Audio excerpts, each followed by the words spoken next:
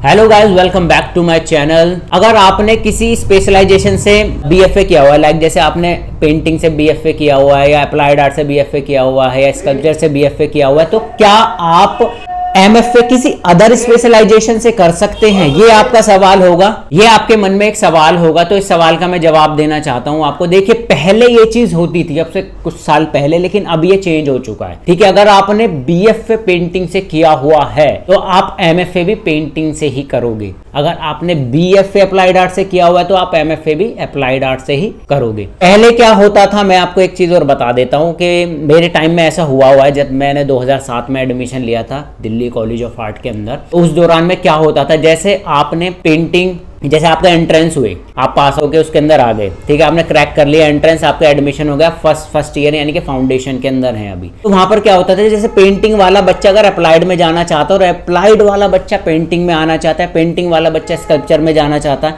या स्कल्पचर वाला बच्चा अप्लाइड आर्ट में किसी भी अदर फील्ड में आना चाहता है, तो एक्सचेंज हो जाते थे। वो कैसे होते थे, एप्लीकेशन लिखते थे, दोनों की मंजूरी होती थी इसके अंदर। ठीक है, पेंटिंग वाला और अप्लाइड वाला, दो, वो अप्लाइड वाला इस पेंटिंग में आना चाहता है और पेंटिंग वाला अप्लाइड आर्ट में जाना चाहता है, तो ये क्या करते थे, एप्लीकेशन देते थे, जिसकी वजह से जो बच्चों को हम, यानी कि देखो इसमें क्या, मैंने जब इसके बारे में बात करी तो पता चला कि भाई दोनों ने एंट्रेंस क्लियर किया है, इस बेस पे वो एक्सचेंज हो जाते थे, पर दोनों की मंजूरी होनी चाहिए थी उसके अंदर। आप ऐसे नहीं कर सकते। बट अब का मुझे पता नहीं कि ऐसा होता है क्या नहीं होता, पर उस टाइम पे मैंने देखा है, इवन मेरे दोस्तों ने ही ऐसा किया है कि वो पेंटिंग से अप्लाइड आर्ट में गए, अप्लाइड से पेंटिंग के अंदर आए, तो एप्लीकेशन होती थी उसके अंदर और वो ऑफिस में जाते थे, वहाँ पर ये सब प्रोसेस। पर ये स्टार्टिंग के टाइम में, ये नहीं कि आपने एक साल आपका बीत गया फिर आप पता चला, एडमिशन होने के विद इन ए वीक, ये चीज ध्यान है कि विद इन ए वीक या 2 वीक के अंदर ये चीज होना चाहिए प्रोसीजर, जब तक आपका प्रॉपर उसमें डेटा या रजिस्ट्रेशन,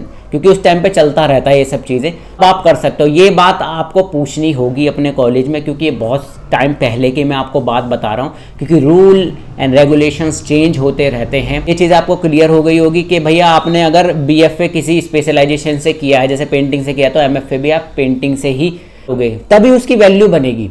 ऐसा तो नहीं कि बीएफए तो आपने पेंटिंग से कर लिया और एमएफए स्कल्पचर से कर लिया और बाद में आप कहीं जॉब लेने जा रहे हो, आधा अधूरी नॉलेज हो गई, फिर आप सिर्फ और सिर्फ बीएफए की बेस की डिग्री पर ही अप्लाई कर सकते हैं उस पोस्ट के लिए।